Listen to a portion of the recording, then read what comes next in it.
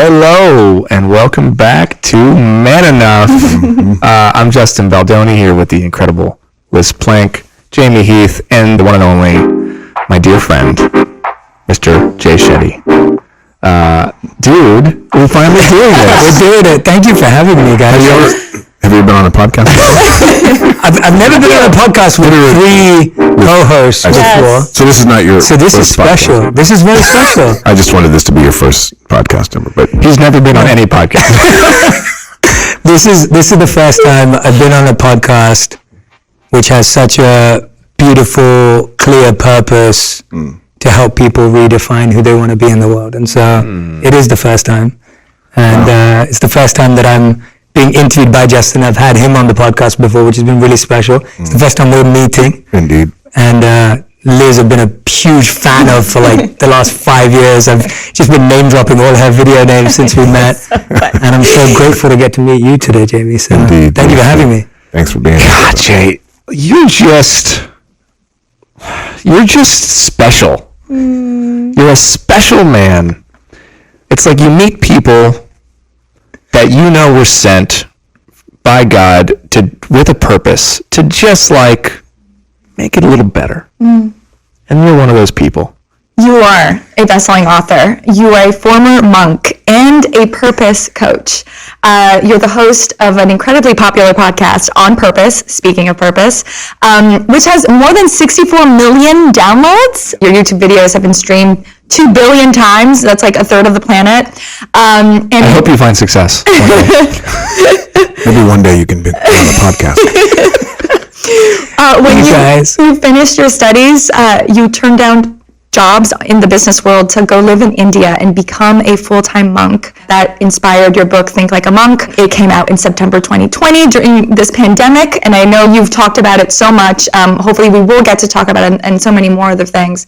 But it's sold out, so many copies. And with that in mind, I'd love to welcome you to our show, to Man Enough. Thank you for embarrassing me. Isn't it awkward to just like hear your, even a portion of your life story of your successes, right? Yeah. Perceived successes. Well, I get it. I value everything you just shared. Like, I'm so grateful and blessed to have that. But I have this practice that we were trained in as monks, that when someone notices something good about you, even what you were just saying earlier, you accept it and you receive it, but you think of the person that helped you get that skill or ability or habit or practice that helped you develop that, intentionally or unintentionally, and you pass it on to them. So I love doing this because I can just sit here and think about all my teachers and monk teachers and pass it back to them and thank them in my heart. So it's an opportunity to be thankful and grateful. So I love that. You've been on the podcast for 35 seconds and you've already dropped something that's helpful to me. Because I have a hard time accepting compliments. I just have a hard time with it. And I love that I can accept it and thank somebody. I can do that. yeah, it's simple. I can do that because I stand on the shoulder of giants, right? I appreciate that. All right. All right. Thank you. And I noticed too before, I hope you don't mind me pointing this out, before we started, I saw you, I looked over you and your eyes were closed and you just took like 30, 50, 60 seconds. Is that something that you learned during your Monastery? What? Monastery? During your time in During monastery? your time being Yeah, it was the idea of using any opportunity before you begin something. You're setting your intention for service. So before you begin anything in the day, whether it's eating or even sleeping or spending time with someone, we literally are serving humanity through Justin and all of you and the incredible work that Man Enough does. So to just set your intention and be like, okay, let me get out of my own way. Let me be a channel. Let me serve. Let me, not. So it's not really a prayer. It's a prayer. You could call it a prayer. Absolutely. Yeah, you could call it a prayer. But the clear thing is you're setting your intention for service. Sweet. Yeah. So a prayer to be of service. Absolutely. So I'd like to start by asking you, when was a time where you just didn't feel like you were man enough? I'd probably say my whole life. Like it feels like such a real thing, because when I was growing up as a young boy, I was overweight and I was one of the few ethnic minorities in my area. And so I was bullied at primary school, and I'd always be picked on or the mick taken out of, whether it was racism or whether it was about my weight or body image and all of those kind of issues. And I actually didn't take it that personally, because I'd go home and my mom loved me a lot. Oh. And so I feel like I was literally raised by my mom, and that's one of the reasons why I never felt man enough, because my mother was the most involved parent. My dad was very much aloof, let me make my decisions, failures, choices. But my mother was always there. My mother taught me how to shave my face. She taught me my skincare routine. She taught, like, my mother was like the first person to teach me a lot of what people's dads usually teach them. And that wasn't because my dad was a bad father. It's just that was his style. And we have a great friendship now. But with my mom, she was the one involved. So I never felt man enough because I didn't have a man teaching me man things, or however you want to put it. I was always surrounded by my mother, my sister, and powerful women in my life. And I wasn't really exposed to alpha males or any of those figures. So how's that manifest? Like, do people call you mama's boy? Did they call you names? Yeah, all of it. I remember when someone would pick on me at school, I'd go tell my mom, then my mom would come to school to, like, you know, like, be like, why are you treating my son like this? And that's like the worst nightmare for a kid, right? It's like everyone in the school is like, oh gosh, like, it's Jay's mom again. And, you know, my mom can be pretty protective of me, especially when I was younger. And so she'd get right in there with the headmistress's office or the dean's office and just be like, can't have this happen. And then everyone would find out, and then everyone would laugh at you more. And so I think it ended up, I actually think it just made me more of who I am today. But when I went to high school, I started to crave more male attention. So going from that, I then went to an all-boys school. Oh, wow. So I went to an all-boys school from the age of 11 to 18. And at that point, you have no one else's validation or recognition to get apart from other boys. Right. Now I want to fit in. Did you seek or crave that attention? Absolutely. That's when I was like, oh, now I want to be seen as strong, and I want to be seen as cool, and I want to be seen as the guy, and I want to be seen as this and that. And so I think that manifested in being quite competitive. And so I wanted to get a spot on the school's rugby team. I wanted to get a spot on the school's swimming team. I wanted to get a spot on the school's... Did you play rugby? I did. I think a big part of it was that masculine feeling that it gave me. And so I think it manifested in insecurities at high school. So as I got older, I actually think between 14 to 18, it manifested as insecurities of seeking validation and recognition for that which was not me. So I wasn't looking to be loved because I was empathetic and compassionate and kind, which is how my mom raised me. Yeah. I was looking to be liked because I was bold and courageous and strong and physical and competitive. And so you almost start looking for validation for the things that you're not. So you were performing. Absolutely. Every day. Absolutely. Absolutely. Masculinity feels like it's a total dance, right? It's a total choreography, and you're kind of watching other men like do it, right? Like even the handshake, like how am I supposed to like do the hug, then the pull, then the Then the what? Show us one more time. There's like a pull, there's a tap sometimes, double tap. No, it's the blow hug. Yeah, there's a lot of different, it's very funny, not funny, but it can be entertaining as a woman to just kind of watch that and be like, I'm so happy I don't have to figure that out. But I want to come back to your point about service, which you really opened up our conversation with. I feel like we overemphasize service for women, right? That you are at the service of the people around you, and that's your value in the world. And we kind of underemphasize service for men. And it seems like for you, finding service as purpose was really a very meaningful part of your identity. I'm wondering how you see, us being able to make that connection. What does service look like for men, and how is it tied to masculinity? Yeah, I saw, what I was saying was I saw my mother's sacrifice growing up. So my mother was raising me and my sister deeply with love. I've always felt loved by my mother. And then she would also have her own business. So I didn't know she was an entrepreneur, but she was an entrepreneur, which was so weird because she never made herself out to be an entrepreneur. And so she had her own business. She started it so that she could work more flexibly. And she was taking care of my sister. She'd drop us to school. She'd pick us up. She'd make us dinner. She'd be working as well. And at one point became the main breadwinner in the family as well. And so I saw my mom serve or sacrifice in this way. And so I feel like I got trained by watching her and observing her. And then when I met the monks, the predominant monks that I lived with were all men, and service was at the core of their entire being. So our teachers would always tell us that the only way a culture succeeds is if everyone wants to serve everyone else. And so that was like the encouragement of that culture, and that's where it became so real to me. And for me, service and masculinity go hand in hand, but service and humanity go hand in hand. And I think it's slightly veering off from where we are, but I think it's an important point to make is, when I lived as a monk, we stopped identifying as men and women, and we were asked to identify as consciousness. And that distinction and difference just kind of created this huge like weight off my shoulders, because now it's like, oh, I'm not masculine or feminine, or I'm not this or that.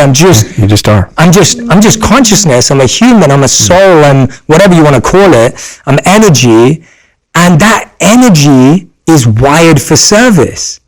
And so the energy inside each of us at this table is wired for service. So the way it connects is that we've been designed to serve, but unfortunately, and I've heard that a lot from women, is that often it turns into being a martyr or going to the point of self-sacrifice and self-sabotage because of how it's encouraged more. And I was speaking at this event, and a man came up to me. He was probably in his 40s. And I had just told a story about how when I met the monks at 18, they shifted my perspective to service. And he said to me, he goes, "You're so lucky that you got that at 18. And I was like, yeah, I know, trust me. Like, I'm so grateful to my teachers. He goes, no, really. He goes, I only realized that someone else mattered when I had a child. And he was like, that was the first time I realized that someone apart from me mattered. And you know, he was obviously being really vulnerable, and I appreciated him sharing that, and I met it with compassion. But I think that's the case, that for a lot of men, I don't think we're trained early on in our life to realize that not just do our kids matter or our partners matter, but everyone matters and more people matter. Well, you're rewarded if you don't, right? Yes. Like on the rugby team, you know, sort of the culture you're describing, where you get rewarded if you are individualistic, competitive, and, you know, have this kind of attitude. And again, for women, it's the opposite. We get heavily punished when we take on those characteristics. That's true. Yeah, but that ungendering is so interesting, right? That happened, and that surplus of energy that you felt is something that we could all access, right? If we weren't weighed down by these gender stereotypes. It's like the freedom, right? Yeah. So you're saying that you had sight, you had knowledge growing up by your mother, and you kind of held that to yourself. I gave it up because I saw it as less than. So it's not even that I held it back. I gave it up and substituted it. You traded it in for your man card. Correct, for this toxicity, which then obviously encouraged more people to go down that path. And then I think the best thing I've done to try and remove that is when I became a monk, I became the mentor to a lot of young men in London. And those young men are still involved in my life. So I've known them since they were like 16 to 18 years old. They're all like 26 to 28 years old now. And so I feel like those 25 guys, they know who they are. Like, those are like my favorite success story, because I just see them make amazing decisions with their partners, their careers. Like, most of them in relationships now, and I see the husbands and the fathers they're becoming. And I mean, it's you know, many of them become fathers before I am one, and it's just inspiring that they're also leading that way and showing me that people don't have to make as bad a mistakes or go as far as I did. Right. Where do you go? Like when you're struggling, you know, when you and your wife are having a fight, or if you ever have a fight, I don't know if you guys have fights. Lots. Where do you go and share that? Because you are a spiritual guru to millions of people now, right? And in many ways, and so many people look to you for advice, but who do you go to? Where do you go when you need help? Yeah, so the first thing I'm going to address the argument with my wife, because I think that's such a good thing to talk about. This is what I find fascinating about the way humans are wired. And I'll give an example. So my wife's been my first guest every year when we launch a new season of the podcast. So she's been on the podcast 3 times, the guest we've had on the most. And every time we'll do like a 1.5 hour episode of everything we struggled with that year. And so we talk about like the mistakes, the failures, the things that went wrong. And the number one comment will be relationship goals. And the number one comment will be couple goals. And what I found is that the human desire to be inspired and want someone to project perfection onto anyone is so strong that my honest comment back is always, please listen to what we just said. And I'm listening, right? Like you're like, and not in a not listening and like, and I know you don't mean this, not in an attacking way, but just like, please just listen to me. Like, I just told you that when I first started dating my wife, I thought she wanted to be wooed like in the movies of Hollywood, and I got it all wrong because I was doing all this flashy stuff, and my wife's actually a simple person, did not want any of that. I just told you. You know we have the same story. We haven't. I didn't know that. I didn't know that. Double date. We didn't talk about. We did not talk about that. Identical story. Really? Yeah. I love keep going. Please keep going. So my point's being like, if I've just told you that actually for the first 2 years of our marriage, 2 years of our relationship, we didn't understand each other. Don't just look at us and go like, oh yeah, you guys got green eyes and they match, and so you match, and like, you know, there's just so much more to it. And I find that so reductive. As humans, we so want people to be perfect that we create a pedestal even if someone's telling you the truth.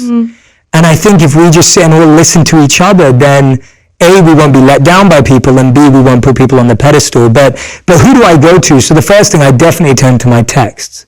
And I know we share this in common, but the Bhagavad Gita has been such a companion and guide in my life from so long, since I was 18, that I turn to it all the time. My monk teacher, who's now 70 years old, who you actually met. Oh my God, so sweet. Yeah, when he came to my home. So you've met him. And he's now 70 years old. He grew up in Chicago and hitchhiked to India at the age of 19. The story is insane. Yeah, it's an insane story. And so when I'm struggling with something in a major way, when it's like a real like I feel like it's a tragedy at this point, then he's the person I go to, because he always helps me see the reality and see the truth.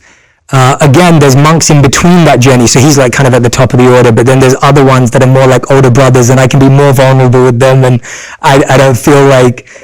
So you have monks on, like, phone a friend monks. And they're there to help you, like, just recalibrate, bring yourself to account. So for men who don't have monks on speed dial, what is your advice for them to do business in a more spiritual way? So spirituality and business is an interesting concept, because a lot of people today see it as an oxymoron or, mutually exclusive. And the truth is that spirituality is so powerful that it actually spreads across everything. And I know all of you understand that, but it's like, if spirituality is what we all say it is, then it has the purity and the power to spread across anything. And again, going back to our previous theme, the key element is this for service of humanity, for others, or is this in the service of myself? Now, that's a fine line. Yeah. And I've been on the wrong side of that line plenty of times. So there's plenty of times when I assess options and opportunities in front of me, and I realize I'm only taking that option because there's ego involved. I'm only taking that option because there's an opportunity, or there's a big payout, or there's a nice dollar sign next to it, and I'm only doing it for that. And I've said yes to stuff like that plenty of times to know that I'm not perfect, but the awareness is what I would encourage people to do, is having the ability to be like, here are the 3-4 options in my life right now. Let me write a word above them, which is the intention of why I'm choosing that. And if the word isn't love or service, it's not going to feel good after I finish it.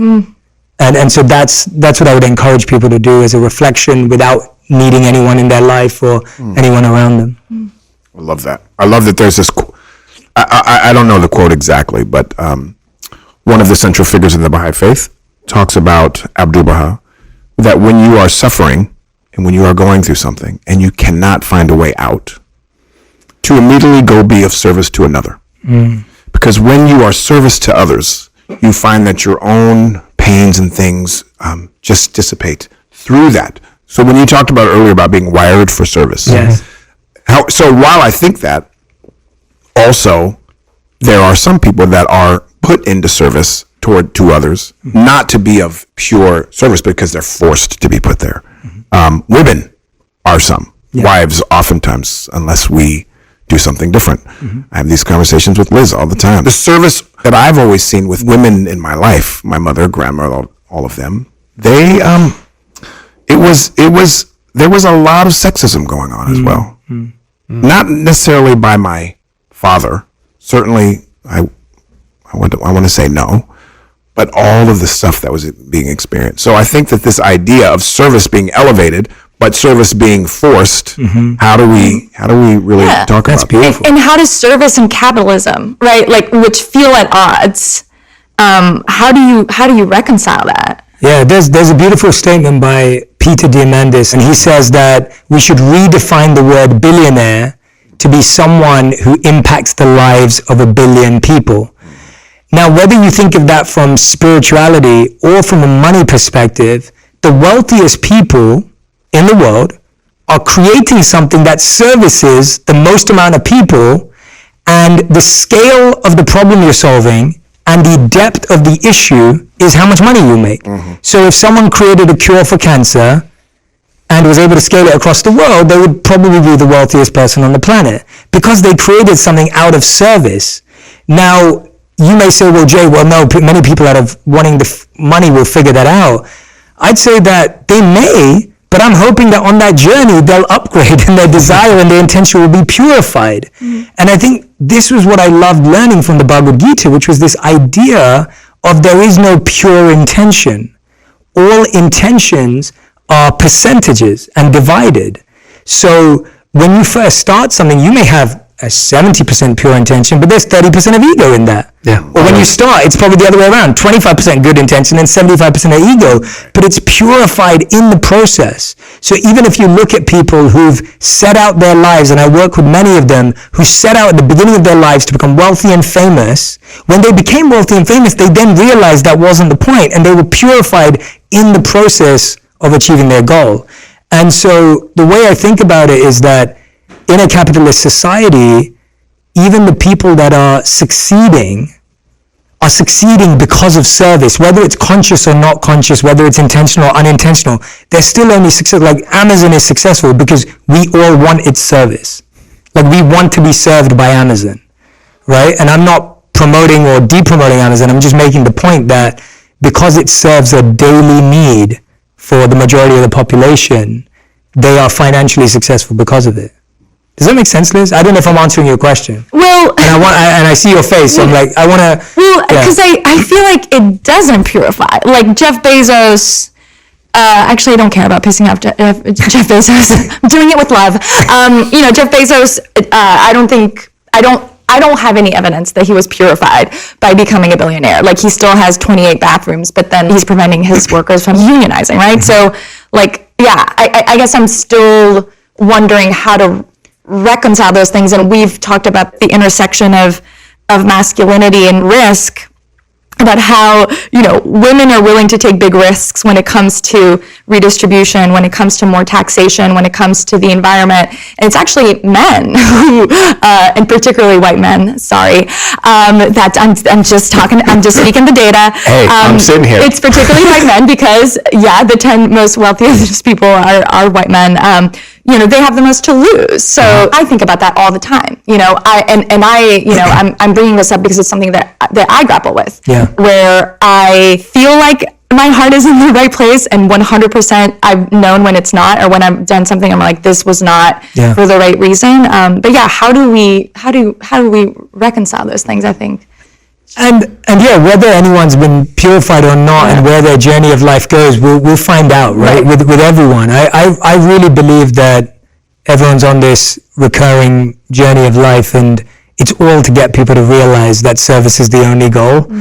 And we kind of have to keep having life experiences and failures and shortcomings and issues and everything going wrong to only remind you of that, and that being the only satisfying thing. The way you reconcile it is only through stillness and solitude. Like, if you don't spend enough time alone every day and try to hear yourself and try to hear the words of your spiritual teachers, guides, texts, then you are only going to hear the noise from society outside, and that's what you'll end up following. Or if you're switching off the noise to listen to a podcast like this and all the other episodes that I've I've seen the guests you've had on and the types of conversations you're having on, you're all performing a service. And by the way, everyone who's listening is also serving by learning.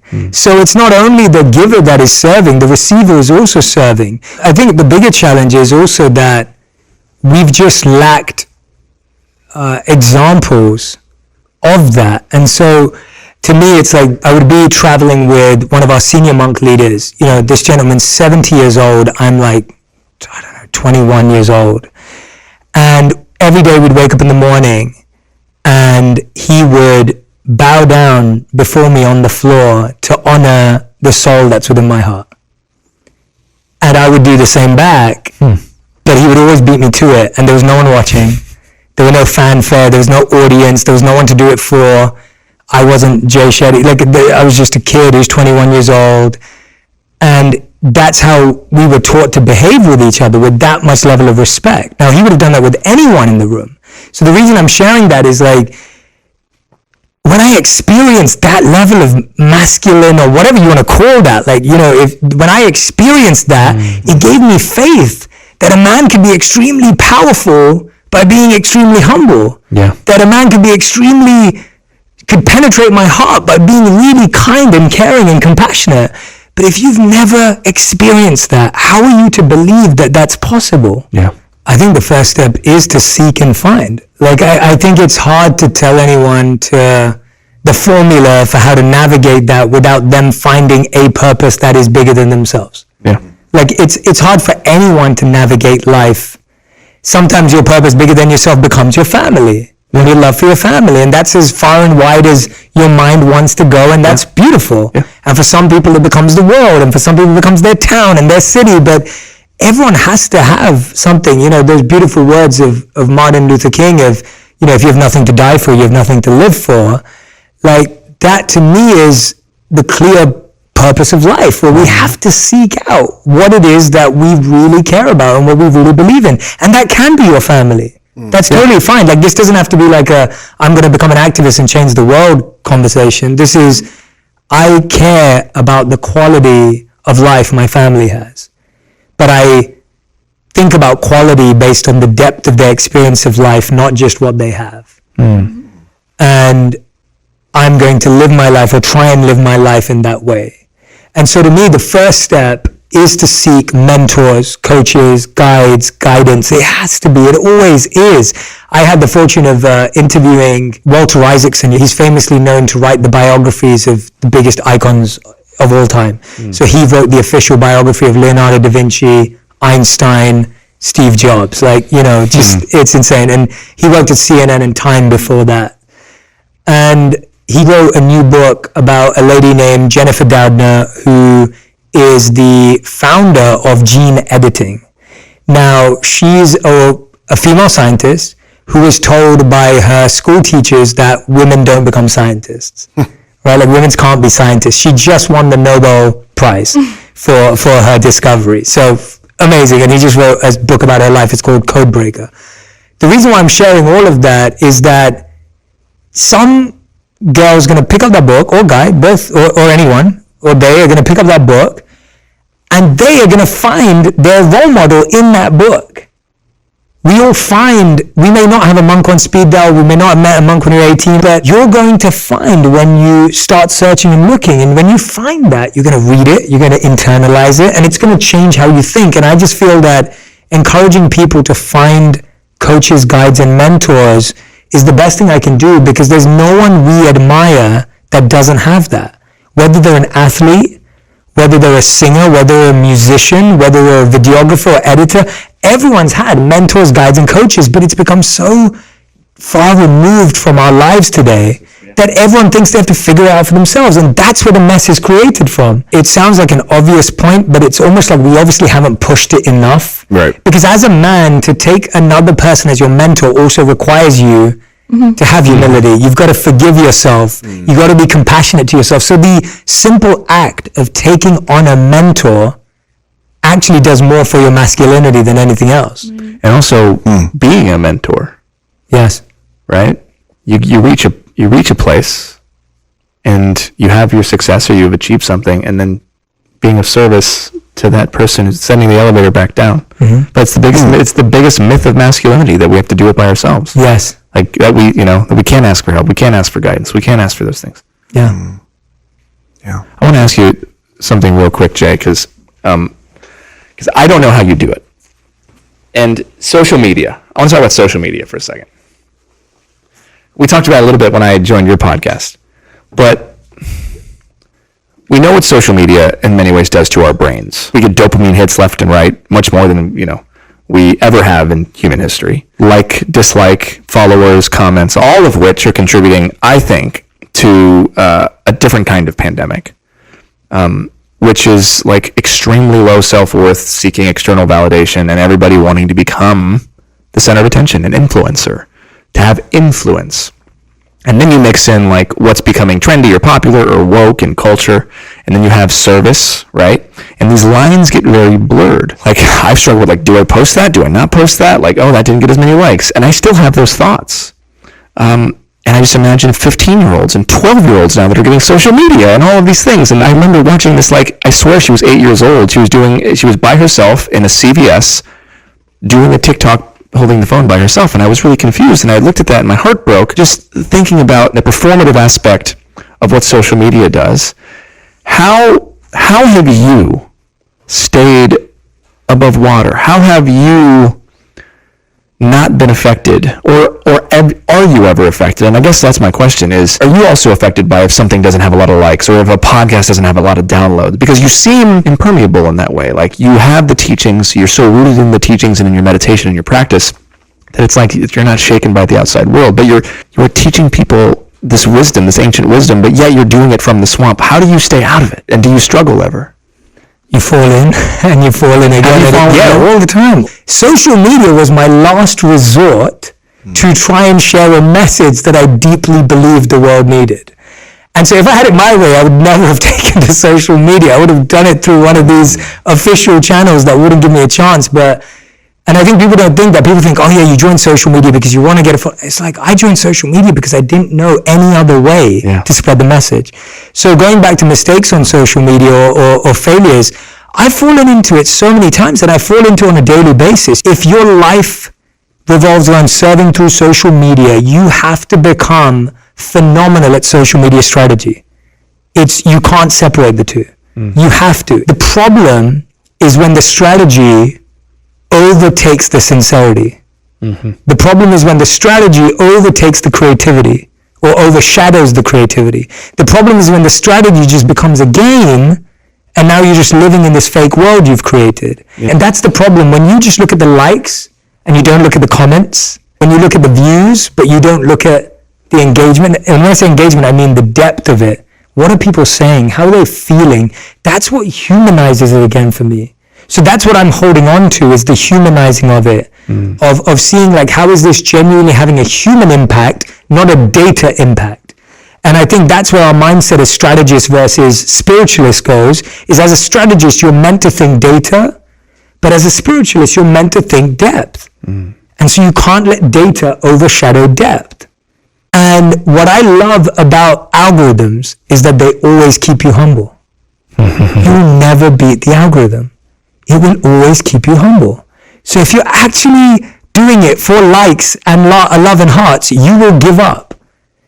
But if you're doing it because you just want to find what is going to connect with people, what is going to resonate, what is going to cut through, then that's something that will keep you humble in the process of it, because you'll never win. You've been able to separate how a video does or performs from your own self-worth. Oh, for sure, yeah. And I think that is really kind of the key and the question for when that TikTok or that Instagram video turns off.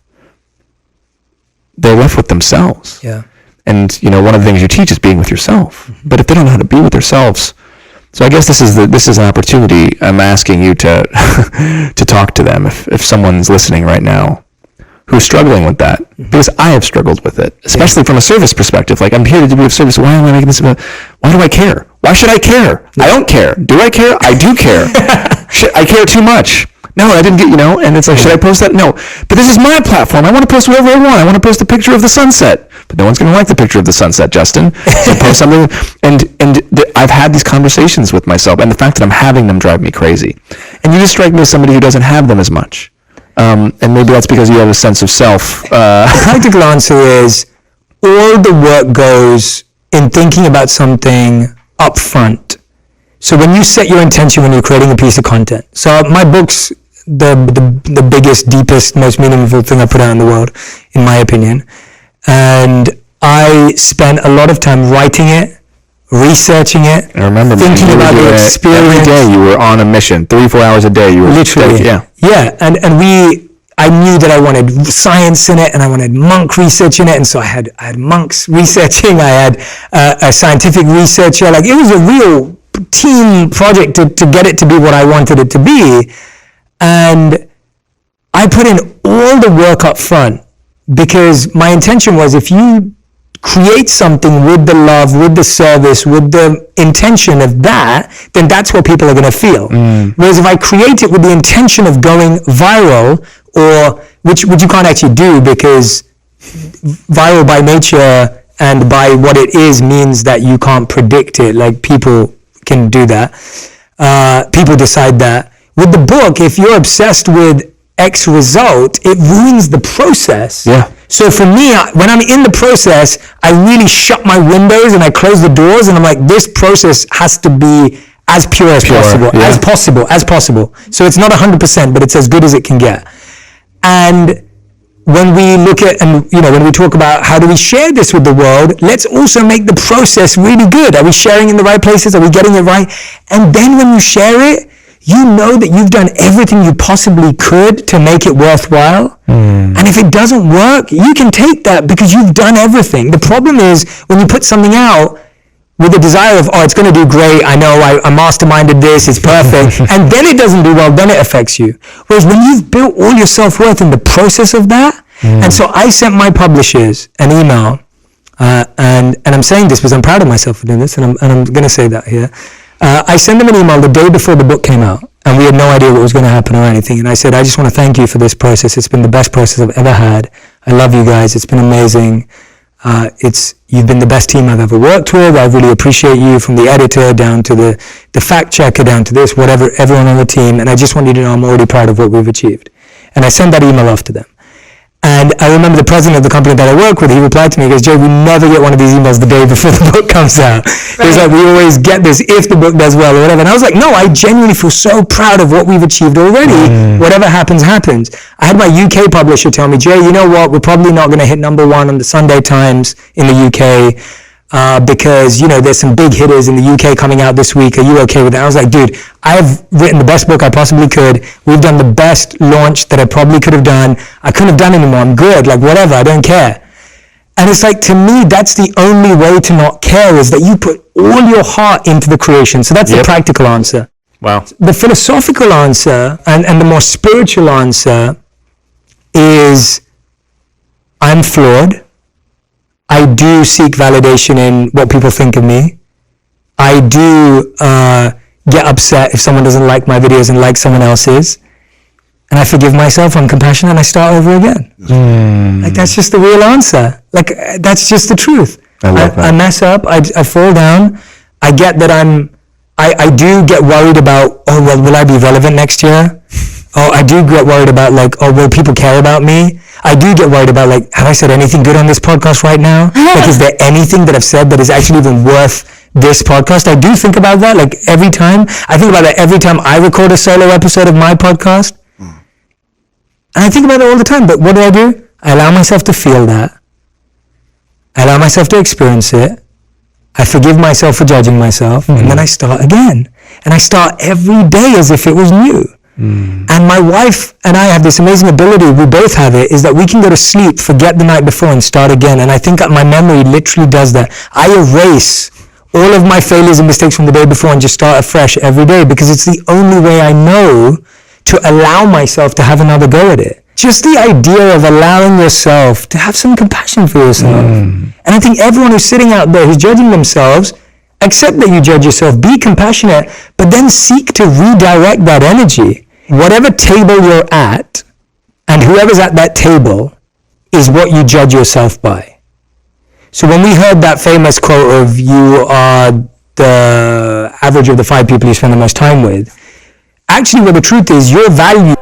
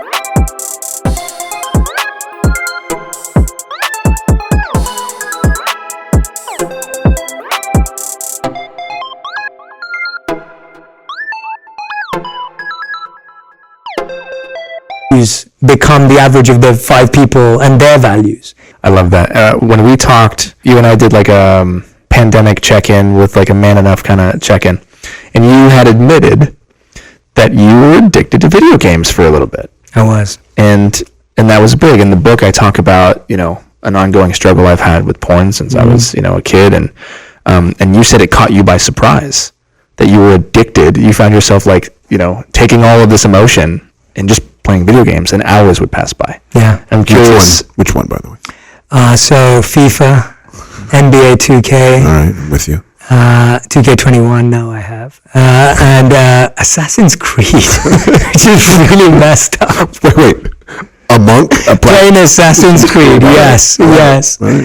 So I'm curious how bad they get, and what pulled you out, or is that still an ongoing thing that you're just struggling with a little bit, or is it Oh my gosh! So yeah, we just found out it was the pandemic. I realized we were going to be stuck indoors. I thought maybe this is going to last a month. That's what I thought, and I was like, all right, well, what am I going to do with this time? Like, a lot of things were getting cancelled at the time and things like that.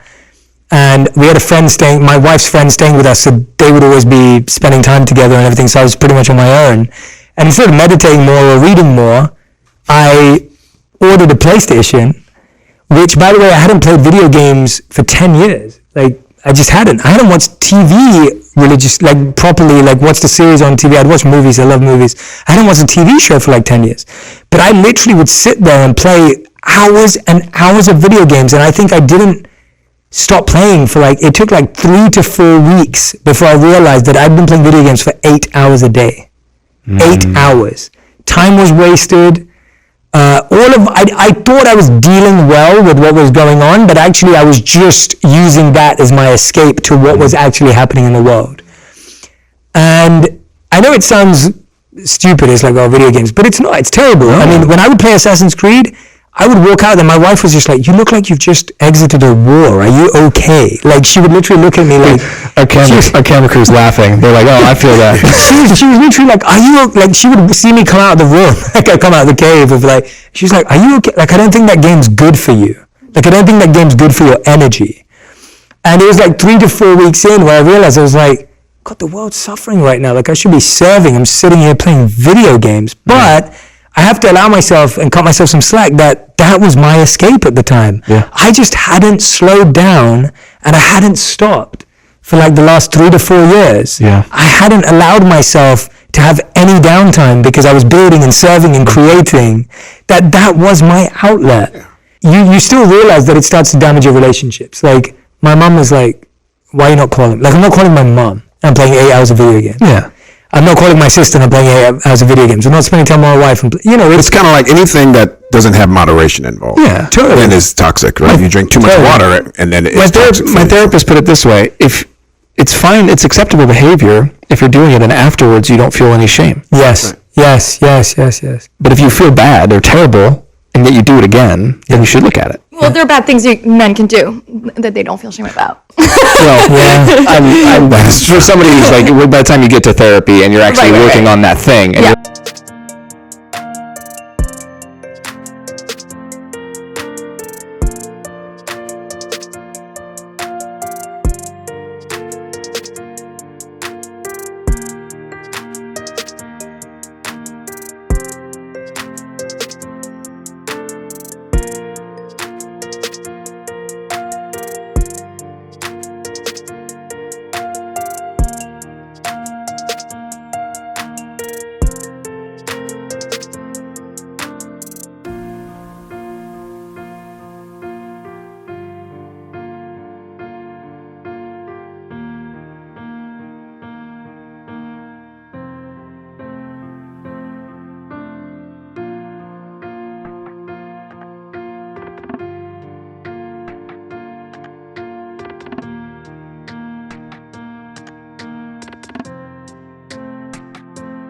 you're like, hey, you're trying to understand it. Right. By that point, it's like, okay, well, this is probably unhealthy for you if you're that reflective and you're already there. Yes, Right. the answer is yes. But yeah, but it's interesting that it seems to be the women in your life that sort of pointed that out. Always. Like the women, like my mother, my sister, and from my wife, I've just learned like I dedicate my book to her because she is more monk than I'll ever be. And that's so humbling. When we got married, I was like the guy who'd been a monk and meditating for all these years. And even some of my spiritual friends were like, oh, you can't marry her, she's new to spirituality, etc., etc. And my wife wakes up earlier than I do, she meditates for longer than I do, she's amazing, like she's far more spiritual than I'll ever be, and I love that because I need that. She's amazing. Yeah, and I need that. If she wasn't that, maybe I wouldn't be who I am today, like maybe I would have got more deviated from the path and lost my way. Jay, you're incredible. We're going to go to these last questions. Welcome to this week's Man Enough Podcast Rapid Fire Questions. Liz, do you want to start? All right, Jay. So rapid fire questions. You ready? When is the last time that you cried? It was probably when I was, it was probably this, because I don't live in the same country as my mom anymore, and because of the pandemic I don't get to see her as much anymore. I used to go back regularly. I feel like whenever I'm leaving London and my mom cries, I cry because it's my mom. Like I love her. Like she's done everything for me. And the thing about love is there's no way of repaying it. So you can only keep trying. And I think that's the beauty of love, and also the hard part of love is that you can't repay real love. And I feel like I'm always in debt to my mom in a good way. And so, yeah, I'd say that. Tell me something that other people value that you don't. I'd say it's probably being understood. I'm okay with being misunderstood.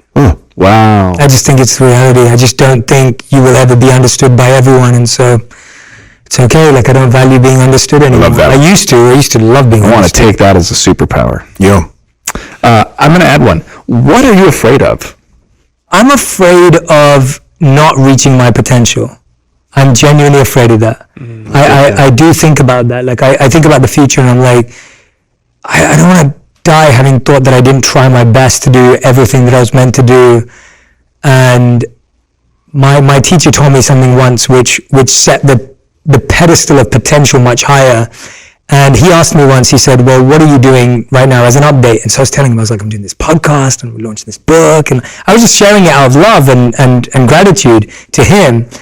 And he said to me, he goes, for all of these things that you're doing, I have no expectation, but I simply demand the purity of your heart.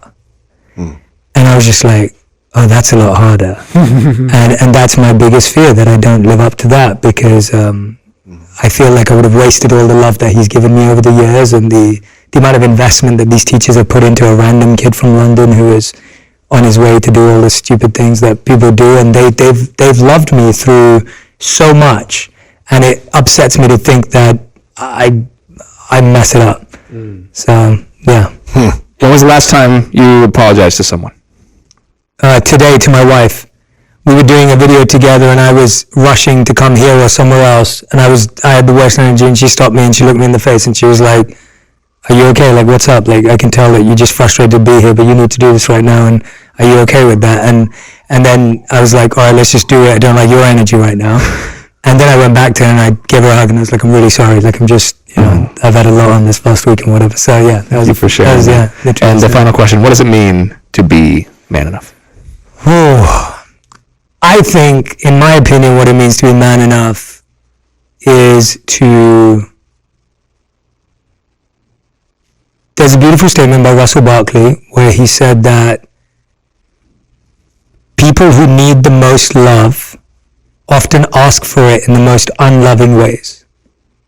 And I think what it means to be man enough is to be able to approach everyone with that love, recognizing that the pain they're causing you or anyone else is coming from a place of them being unloved at some point in their life. Well, Jay Shetty, you, my friend, are man enough. Thank you so much for being here with us.